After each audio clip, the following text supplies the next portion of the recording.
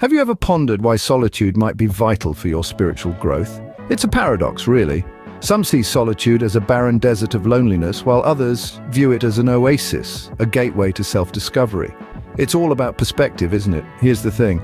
Solitude isn't about isolation, it's about introspection. It's about taking a step back from the noise, the chaos, the incessant chatter of the world, and listening to the silence.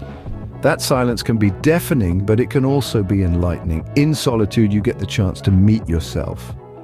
Not the self you present to the world, not the self others expect you to be, but your true self. And in that meeting, you might just stumble upon a profound spiritual truth, a truth that can only be found when you're alone with your thoughts, your feelings, your spirit. It is in solitude that we often find ourselves, and in finding ourselves, we may uncover profound spiritual truths. Consider the story of John, a man who found spiritual enlightenment through solitude. John was a man of the world, a successful businessman with a sprawling mansion, a fleet of luxury cars, and a bank account that would make most of us gasp in awe. Yet despite these material riches, John felt a persistent emptiness, a void that no amount of money or possessions could fill. One day, while sitting in his opulent office, he found himself asking, "Is this all there is to life?" The question gnawed at him, echoing in the depths of his soul. He had everything society told him he should want, yet he felt unfulfilled, as if he were missing a crucial piece of the puzzle. Desperate for answers, John decided to embark on a journey of self-discovery. He traded his business suits for simple robes, his mansion for a humble cabin in the woods, and his bustling social life for the quiet company of nature. This path wasn't easy. It was a drastic departure from everything he had known, and there were times when he questioned his decision. But he pressed on, knowing that the answers he sought lay not in the external world, but within himself. In his solitude, John began to explore the depths of his being. He learned to meditate, to quiet his mind and listen to the whispers of his soul. He spent his days in contemplation, observing the world around him, and his nights under a blanket of stars, marveling at the vastness of the universe. In these moments of quiet introspection, he began to see the world and his place in it in a whole new light. He realized that he was not separate from the world around him, but a part of it. That he was not just a physical being, but a spiritual one, connected to everything and everyone. He saw that his pursuit of material wealth had blinded him to the true riches of life: love, compassion, and inner peace. Through his journey into solitude, John found what he had been searching for all along: spiritual enlightenment. He found a sense of peace and contentment that no amount of money could buy. He discovered the joy of living in the moment, the beauty of simplicity, and the profound wisdom that comes from quiet introspection. John's journey showcases the transformative power of solitude in guiding us towards spiritual enlightenment. It reminds us that to truly know ourselves, to uncover our deepest truths, and realize our fullest potential, we must be willing to step away from the noise and distractions of the world and venture into the silence within. It's a journey that requires courage, patience, and perseverance, but the rewards are beyond measure, for in the depths of solitude, we can find our true selves, and in doing so, discover the meaning and purpose of our lives. John's journey showcases the transformative power of solitude in guiding us towards spiritual enlightenment. So, why is solitude so integral to spiritual growth, you may ask? Well, the answer lies in the very nature of our existence. We are, at our core, spiritual beings having a human experience. This spiritual essence within us is often drowned out by the noise of our daily lives. The hustle of work, the clamor of social interactions, the incessant chatter of our minds. Solitude provides us with the much-needed escape from this outer noise, allowing us to reconnect with our inner selves. Think of solitude as a vessel, a safe haven where you can retreat to reconnect with your spiritual essence. It's like a quiet room where you can sit and listen, truly listen to your inner voice. In the hustle and bustle of life, we often ignore this voice, leading to a disconnection from our true selves.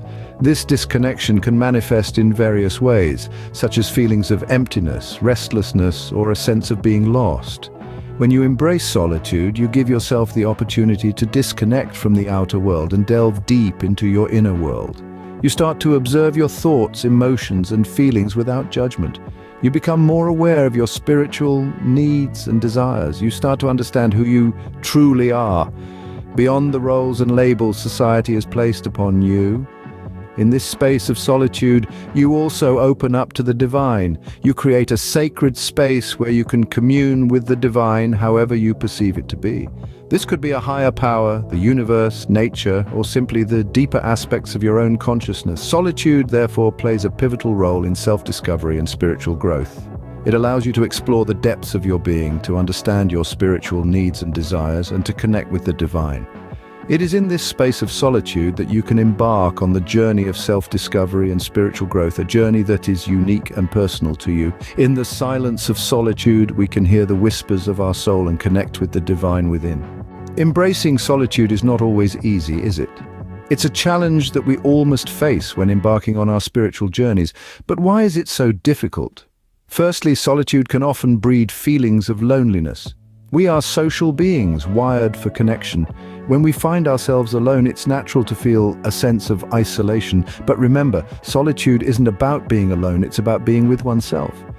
It's about exploring the depths of your own mind, understanding your emotions, and connecting with your inner self. To overcome this challenge, we must learn to enjoy our own company, to find comfort in our thoughts, and to appreciate the silence.